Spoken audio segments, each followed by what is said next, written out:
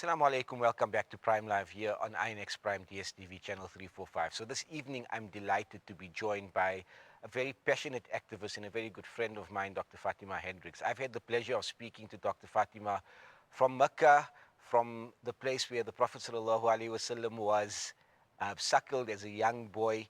And this evening, I'm delighted to be joined by Dr. Fatima, who's in the middle of the ocean on the Global Sumud Flotilla. Dr. Fatima, assalamu alaikum. Welcome back to Prime Live. Wa alaikum assalam wa rahmatullahi wa barakatuh. It's always so good to chat with you and to be amongst all our people. Dr. Fatima, we salute you. We salute the teams on the boats. We know the conditions haven't been that easy. We know the threats that you've been under. But just as a background, what made you decide to join the Global Sumud Flotilla?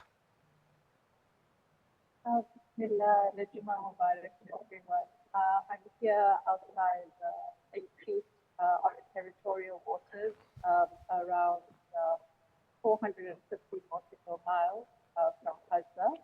And we have been on the water for about a day or so, a day and a half, parked here.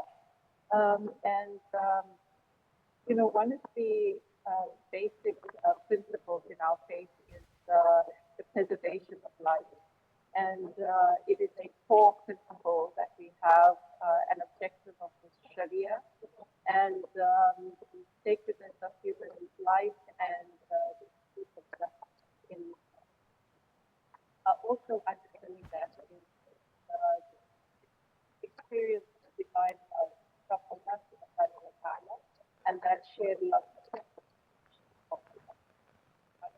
So for me, the decision has really been thinking and driven by the prophetic examples of our beloved Prophet Muhammad and paired with that is the history within South Africa and South Africans experiencing apartheid as a young child, growing up in apartheid, and the many sacrifices that were made by people, the struggle heroes in South Africa, really to serve as a source of inspiration for me. And we know how close the Palestinian and South African struggle is inspiration. I think it's so important in what you mentioned regarding us as South Africa, what illegal occupation of the land of the native people did to us. And we're seeing it happening for not 2 years in Gaza. We're seeing it for over 70 years happening to the people of Palestine, as I mentioned in my intro to the show. How important do you think it is from the perspective of the Palestinians to see South Africans joining this global flotilla among so many other nations, but the significance of South Africans being there, showing, especially knowing what our government has done for the plight of the Palestinians? A very important part of settler colonialism has been the establishment of this apartheid state of Israel. And as South Africans, we understand what settler colonialism has done, and we understand what the apartheid regime did to us. And I think for Palestinians, it's certainly a very important relationship in standing in solidarity with people that understand what it's like to live under settler colonialism, that understand what it's like to live in an apartheid state. So this walking with is an important relationship between South Africa and occupied Palestine. And it's one that goes back many decades and is intensified through the initiatives such as IPJ, etc. But I do want to caution optimism here. South Africa has a very long way to go to be fully just on the issue of Palestine. We are still have an Israeli embassy. We have not banned the South African Zionist Federation. We have trade that is currently happening with unfold. We also need to provide Palestinians with refugee status. Our boycott, divestment, and sanctions is especially around educational and health constitutions has not been fully enacted. So there are gaps in what civil society needs to do to put pressure on our government to say, you're taking steps, but it's not far enough. I think you make a very important point, and we've seen many other political parties in South Africa, especially coming from the Economic Freedom Fighters, the EFF, amongst others, mentioning that South Africa need to do more when it comes to dealing with Israel. Just speaking about your journey so far, we know it can't be very easy being in the middle of the ocean on a boat. Tell us about your daily routine, what's happening throughout the day, and some of the obstacles and challenges that you may have faced. SubhanAllah, the word Sumud really does come to mind. And when we see Palestinians calling out Hasbunallah wa ni'mal wakeel, we have had a little glimpse and a little taste. It's a fraction of the taste with the drone attacks that we've had, with 11, I think 14 attacks on our boats about 2 or 3 nights ago. That was, scary for a lot of people, but reaffirming that the occupiers and the Zionist regime will go to any length to stop, humanitarians from enacting acts of love and acts of, basic upholding of human rights. And so we are on high alert. We have night watch, and I'm on night watch usually between 2 and 5 a.m. We look out for the drones, and drones are hovering by us every, in the evening. And we are waiting to see what the occupying Zionists will do to this peaceful flotilla of over 52 boats now. And we know the Italian crew will also leave tomorrow, a different wave of the flotilla that will join or follow on this global flotilla. So it's been wave after wave of humanitarian initiatives because governments have essentially failed to act. Yes, we have an Italian boat here, and the same Spanish naval boat, I think, is on its way. But we really do need pressure from South Africans and people around the world to say that, look, these boats are boats that are by amateurs, literally civil actors that are on these boats, moms and dads that are risking lives to open up a humanitarian sea corridor in the 58% of this flotilla. And we actually need to put pressure on governments to protect this flotilla because we are at the mercy of this immoral Zionist occupying power that will not think twice to sink any of our boats. They've attacked these boats before, and they have previously intercepted these boats and have also killed in 2010 9 activists. And so currently I'm with Dr. Makri on the boat. We've got Algerian with Algerians and Irish.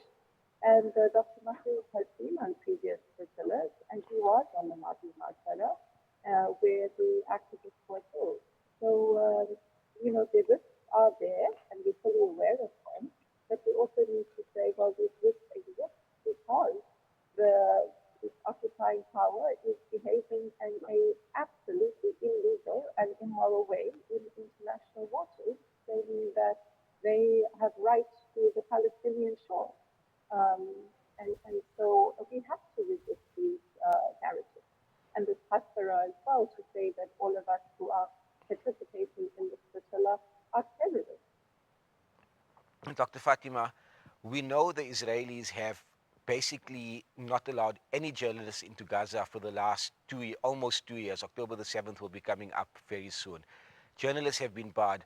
How important is it for you and your fellow activists to bring this out into mainstream media, into the media, to show what's happening? Many people say that the Israelis are not going to allow you in. It has been a waste of time. But I beg to differ with this so much that you being on this boat, people from, as you mentioned, from Ireland, from Algeria, from so many other countries in the world, if I'm not mistaken, Canada, Australia as well, your story is going out. So as much as the Israelis have been trying so hard to not show what's really going on there. By you making the effort, by joining us live from the middle of the ocean to come and speak to us, it's so important for the story to be staying in the front line of the news. And I think part of the story is about the fact that we cannot sit back and that we actually have to resist with every means at our disposal. And this means of our disposal is currently direct nonviolent action to open up a humanitarian free corridor, and we will persist.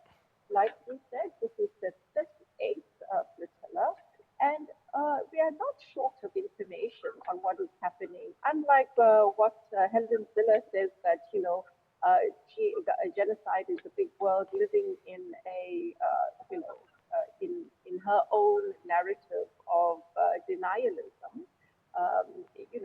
is not our reality because we see what is happening. So it's not a shortage of journalistic efforts to bring truth to light.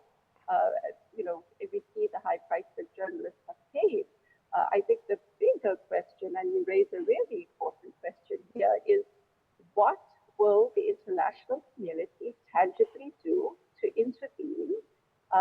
And it is time for a protective force to get into Gaza to stop this mayhem and to actually bring material change on the ground. We know we're dealing with probably, not probably, we are dealing with the most immoral, unethical, disgusting army in the world.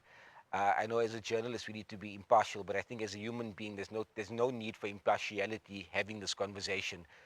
What fears do you have? Because we know the history of Israel when it comes to, as you mentioned earlier on, they wouldn't think twice of sinking a flotilla, of hurting the activists on there.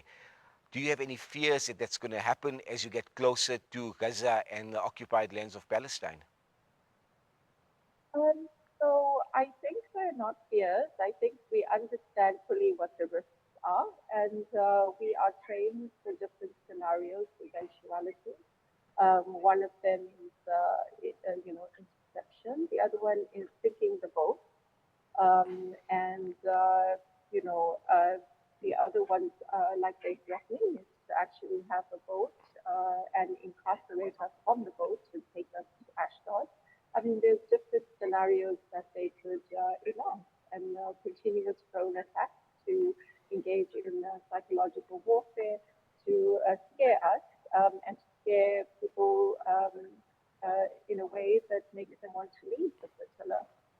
But this is actually having the reverse effect because with each act of aggression, people around the world are increasingly mobilizing to put pressure on their government, as we see in Italy with the dock workers' strikes and all the protests happening. I mean, this weekend we have major protests happening in South Africa, and people really need to show up because it makes a huge difference. We are counting on, as members of the flotilla, that the people of South Africa will rally to have us released and will continue to make voice and organize and mobilize and keep eyes on Gaza to put pressure on governments to enact tangible material efforts apart from empty resolutions to assist in ways that are meaningful to the Palestinian people in Gaza, West Bank, and other occupied territories. We know the South African government have put out a statement earlier on just offering support. We've seen, as you mentioned rightly so, that the Italians have also been putting a lot of pressure on their government, and an Italian ship will be escorting the flotilla hopefully in the next few days if it hasn't joined you already. However, a lot of criticism has been leveled at the South African government for not being even stronger in its wording with its statements. Because, mind you, there are 5 South Africans on this flotilla, and it's the responsibility of government to make sure that all its citizens are safe. So, as you mentioned earlier on, normal statements at the ICJ, etc., is not going to really make much of a difference. We need government to come out and lay down the law to the Israelis, saying that if any South Africans are injured, hurt, or arrested, there will be consequences. Absolutely. And unfortunately for a lot of governments, it's going to be after the fact, after someone is killed, after boats are sunk,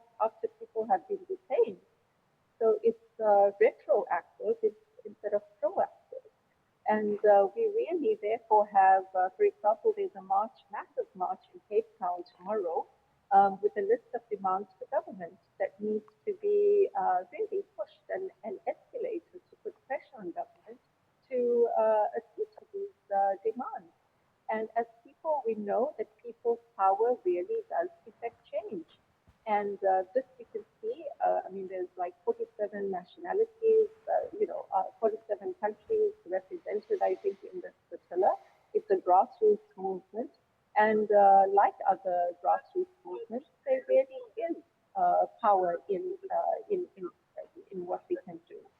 So it is an encouragement to all South Africans to get involved in Palestinian solidarity organizations in South Africa, really to use means of the democracy in South Africa to effect change in canvassing and advocating for Palestinian rights to freedom, to liberation, and to humanitarian aid. Critical, critical.